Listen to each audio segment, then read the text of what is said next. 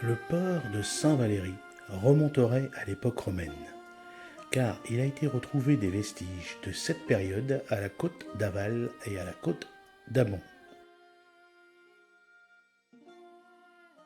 Aux environs du 8e siècle, des moines de Saint-Valery-sur-Somme, fuyant les barbares du Nord, seraient venus s'établir dans le voisinage de l'église actuelle, et ils auraient construit un monastère et une église romane. Autour de ces bâtisses se seraient regroupés quelques centaines d'habitants. En 842, les hommes des pays du Nord, que l'on nommait Nordemen, au singulier Nordeman, réalisaient des expéditions le long des côtes en pillant les richesses des habitants de la Neustrie. À la fin du IXe siècle, le monastère et l'église sont détruits par les Vikings. En 911, par le traité de Saint-Clair-sur-Epte, le pays de Caux devient normand et Rolf, l'homme du Nord conquérant, devient le premier duc de Normandie sous le nom de Rollon ou Robert Ier. Saint-Valery-en-Caux ne fait pas partie des terres distribuées à ses compagnons d'armes, mais reste dans le domaine personnel des ducs.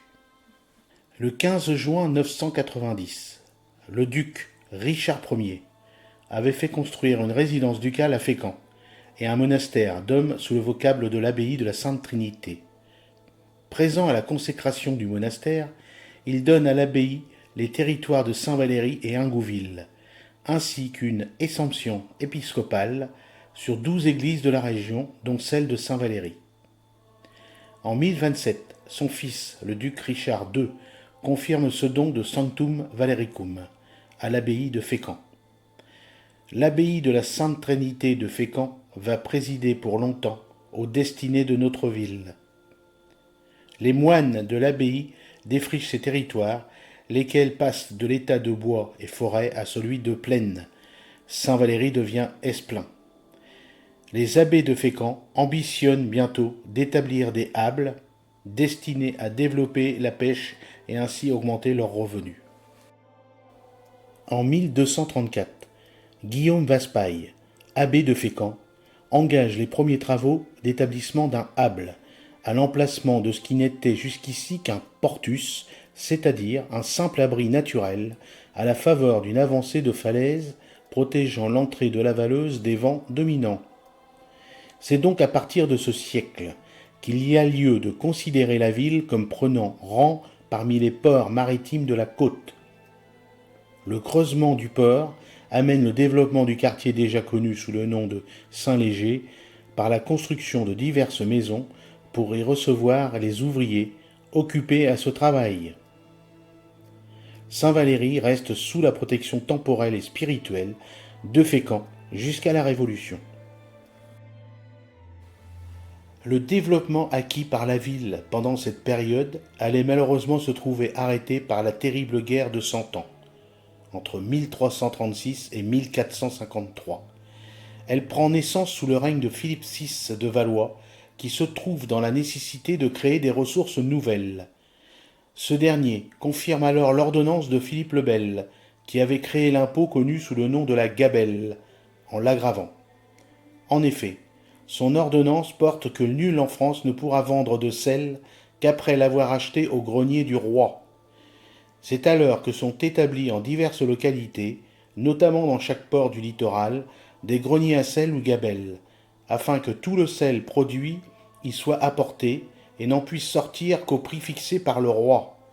Bientôt la tyrannie fiscale impose à chaque habitant, riche ou pauvre, l'achat d'une quantité de sel fixée à l'avance, dont souvent il n'a pas besoin et qui est resté connu sous le nom du sel du devoir.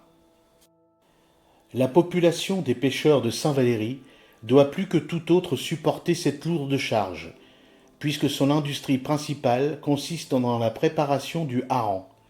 Cet impôt de la gabelle est resté en horreur dans l'esprit de la population pendant toute la durée de la monarchie. Ajoutons qu'à cette époque, les Normands subissent l'augmentation de plusieurs impôts et l'arrivée en 1348 du terrible fléau de la peste noire. Si tout le XIVe siècle a été un temps de calamité générale, la première moitié du XVe siècle est spécialement désastreuse pour le pays de Caux et pour la ville de Saint-Valery en particulier. Le XVIe siècle amène pour la population française une période de sécurité. Malheureusement, la ville de Saint-Valery voit fondre sur elle, dans le cours de ce siècle, deux fléaux, une nouvelle épidémie de peste et les guerres de religion. Saint-Valery est successivement atteinte par une période de troubles provoquée par les Anglais, les Bourguignons, les Calvinistes, les Ligueurs et les partisans du roi Henri IV. À la fin du XVIe siècle et au début du XVIIe siècle, la ville n'est plus qu'une misérable bourgade, dépeuplée et dépouillée de ses fortifications. Au début du XVIIe siècle, le port de Saint-Valery est dans un état déplorable. Il est bouché par les galets. Les archives départementales signalent que les bateaux de 15 à 20 tonneaux ne peuvent accoster sans mettre en péril leur embarcation, alors qu'auparavant des navires de 620 tonneaux rentraient sans difficulté. En 1617, des travaux sont engagés. Ceci n'étant pas suffisant, et Saint-Valery étant devenu un bourg de 3000 habitants, c'est sous le règne de Louis XIV, en 1660, que commencent de grands aménagements. Colbert et les ingénieurs engagent des travaux pour redynamiser le commerce du port. L'écluse de chasse, des estacades et une tour de guetteur face à la tour d'artillerie. Les 2 tiers des habitants regroupés dans les quartiers Saint-Léger de Bohême se livrent à la pêche et à la fabrication des filets. Le quai d'amont, le quai d'aval et les 2 jetées sont construits. Une forte chaîne relie les 2 quais et assure la sécurité du port. L'entrée du port est défendue par 3 batteries établies sur les galets, une de 5 canons au pied de la falaise d'amont et 2 au pied de la falaise d'aval. Une retenue d'eau de mer avec une écluse permet à marée basse de nettoyer le fond de l'avant-port et d'empêcher le galet de l'envahir. Les nouvelles structures du port permettent de contenir 30 à 40 vaisseaux de 80 à 100 tonneaux. En 1749, Saint-Valery-en-Caux est un bourg de 4000 habitants. En 1756, des travaux sont projetés tels que la construction de l'écluse de chasse en maçonnerie et le creusement de la retenue. Mais la guerre éclate entre l'Angleterre et la France et empêche leur réalisation. Les pêcheurs côtiers sont capturés en grand nombre par la marine anglaise et jetés sur les pontons anglais. C'est un navire de guerre désarmé, transformé en prison maritime, où les marins étaient enfermés en cale. Entre le règne de Louis XV et la Révolution de 1789, le port de Saint-Valery décline de nouveau. Pendant les guerres qui se succèdent entre 1756 et 1789, les bateaux de Saint-Valery restent proches du port afin de ne pas être capturés par l'ennemi. Les réquisitions de la marine royale pour la constitution des armées vident la ville de ses forces vives. De là, un coup fatal pour l'économie, provoquant une misère à peu près générale. La Révolution française entraîne un bouleversement administratif très important à Saint-Valery, comme dans toutes les villes de France. Le 6 mars 1794, la ville de Saint-Valery est rebaptisée Port Pelletier. De 1792 à 1797, des travaux d'amélioration du port sont entrepris. La retenue des chasses est creusée et entourée d'arbres. On construit l'écluse de chasse en maçonnerie et le radier est réalisé en charpente. La seule ressource lucrative laissée à la partie de la population restée disponible est la course en mer. Comme Dieppe et Fécamp, Saint-Valery voit se former une petite légion de corsaires, destinée à venir en aide à l'insuffisance de la marine nationale et s'enrichissant des prises capturées et ramenées au port. De 1793 à 1795, les corsaires français capturent 2099 navires marchands, dont 1636 anglais. Parmi les premiers navires figurent des Hollandais et des Américains, qui plus tard ne navigueront plus sans que leur armateur ne les ait assurés contre les risques de France et de mer. La paix d'Amiens amène une trêve, mais de courte durée. En juin 1803, les Anglais raflent en rade de Dieppe 22 barques contenant 174 marins pêcheurs. Les représailles sont rapides et les prises substantielles. Les corsaires et les flibustiers ne sont pas comparables. Le flibustier, ou pirate, est un brigand de mer.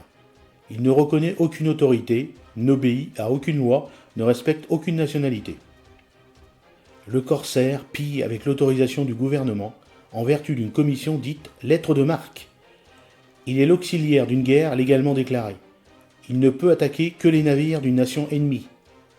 Seul le ministre de la Marine accorde les lettres de marque aux capitaines français qui peuvent produire des certificats de bonne conduite et d'aptitude, fournir un cautionnement de 37 000 francs, posséder un bâtiment armé en course solidement construit, convenablement gréé et équipé, bon voilier et suffisamment muni d'artillerie en bon état. Philippe Boilet est né à Saint-Valery-en-Caux le 16 juillet 1787. En 1804, il s'embarque comme marin de l'État sur la canonnière 125 à Dieppe. En 1807, il part en course sur le corsaire l'Espoir. Puis, en 1809, il devient le commandant du corsaire l'Espérance. On le retrouve en 1810 sur le corsaire l'Entreprenant et en 1811 sur le corsaire le Subtil, où il est grièvement blessé le 27 septembre devant la ville de Calais, au cours d'un combat contre un navire de guerre anglais. En 1832, le bassin près de la Chapelle, qui devait accueillir des bateaux, est nivelé, car le projet est abandonné. La mairie et les hallettes sont construites peu de temps après. En 1833, le port de Saint-Valery est trop petit pour son commerce.